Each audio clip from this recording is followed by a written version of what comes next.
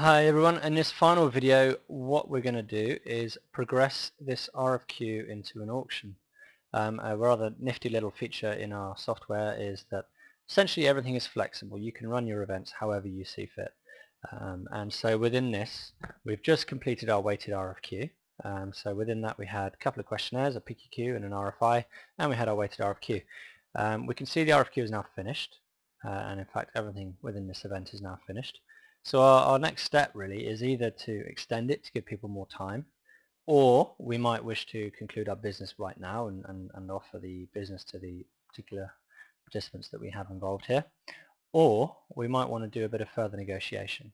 So we see we've got 3 bids pretty much for every lot. This one's only got a couple of bids, but we might think there's a bit more margin in here to squeeze out. So one step we can do is to progress this event to an auction. So to do that, we just click on Overview, and here is where we had all our settings. And we've got our Edit, so we pop into Edit mode. Scrolling down, here's our RFQ completed, so that's where we could extend the deadline if we want. But here we've got, do you want to have an online auction? It's like, yes we do. So we tick that box, we say when we want our auction to run. Let's make it run for 10 minutes time, for example. We pick our direction, which is actually locked, of course, the same direction as the RFQ. We pick our type of event, so we've got different types of auction here. We've got ranked auction where participants will see their position relative to others. They'll have no idea how many others are involved, or indeed what their other bids are. They'll just know what their own bid is and what their position is according to that. We've got an open auction where the participants will see the leading bid for each lot. That's very effective for auctions where you don't really mind who you award business to, just to the leading bid, in which case it's all about getting that top place rank. And finally we have a Japanese, which is where the auction will drop in price incrementally, and participants have to accept or decline the new price drop that they're presented with, and that will continue until every participant has declined the price drop.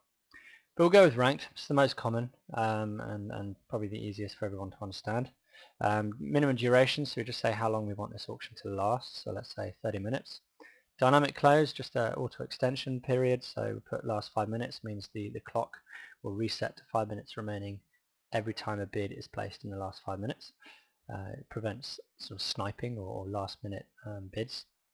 Minimum bid change, just to prevent silly errors from participants, or prevent them from taking off one pence at a time. That will take forever. So just some simple parameters we can put in there. We can change these if we want. And we'll weight it. We'll have a weighted auction, which is probably the most complex type we'll ever see, but hopefully we make it nice and easy. So if we pick the same weightings we had for our RFQ, go with 50% weighting.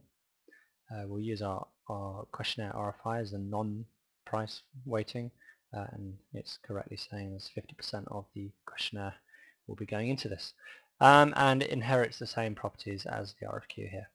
So let's save that, and that will progress our event into an auction event, and we can say to our participants that this will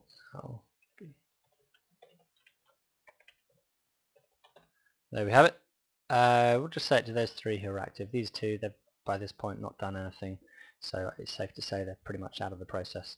There we go. We've now got a little extra tab here, weighted auction, and the auction shall start in 8 minutes and 21 seconds. It's worth noting that for an RFQ to auction event, the quotes that you receive from the RFQ do not get carried into the auction, which is why you can see here all the bids are blank. The reason being your participants were not told that you're going to auction this explicitly, so when they put in their quote they were thinking this is just our best and final offer. However, they now have the opportunity to revise their strategy, which I think is very fair. So the next video you'll see is how to manage a weighted auction, and many thanks for watching.